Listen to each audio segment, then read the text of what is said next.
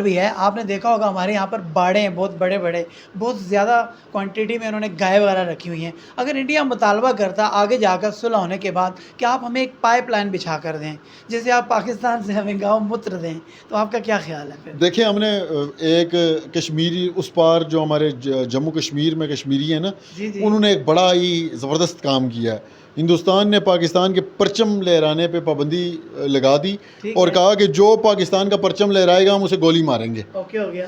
تو وہاں پہ جو کشمیر میں جو سرفروش ہیں, ٹھیک جو ہے, مجاہد ہیں, انہوں نے یہ کیا کہ جتنی بھی گائے تھی ہاں ان کے ہاں, پیٹ پہ پاکستان کا پرچم لگا دیا. اب صبح صبح ہندوستانی آئے اور انہوں نے نشانے تاکے تو وہ کہتے وہ یہ تو اماں جی کو ہم مارنے لگے. ٹھیک ہے. تو میں یہ کہتا ہوں کہ آپ نے گاؤں مود کا کہا تو ہم یہ سپلائی جو ان سی ہے نا, ان کو چائے کی جگہ اس بار اب ابھینندن ٹائپ کوئی آئے تو ان کو چائے کی جگہ گاؤں مود پیش کریں گے, اور ان کی تواضع جو ان سی انشاءاللہ گاؤں مود سے کریں گے. اور یہ گاؤں مود پینے والے ہمارا مقابلہ کریں گے, یہ چائے بیچنے والا مودی ہمارا مقابلہ کرے گا, ہماری بہادر مسلح افواج کا مقابلہ کرے گا.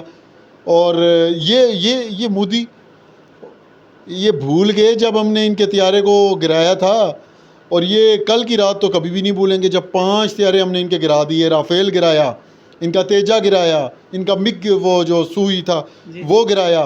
الحمدللہ پاکستان کے جو پوری دنیا آج جو پاکستان کی میڈیا اور انٹرنیشنل میڈیا کو میں آج دیکھ رہا تھا, جو پاکستان کی بہادر افواج کی تعریف کر رہی ہے کہ آج دیکھیں کس طرح پاکستان نے ایک دفاعی میدان میں ہندوستان کو مات دی ہے. پاکستانیوں, آج گرین پاسپورٹ کی عزت اور ہمارا سر فخر سے بلند ہو گیا.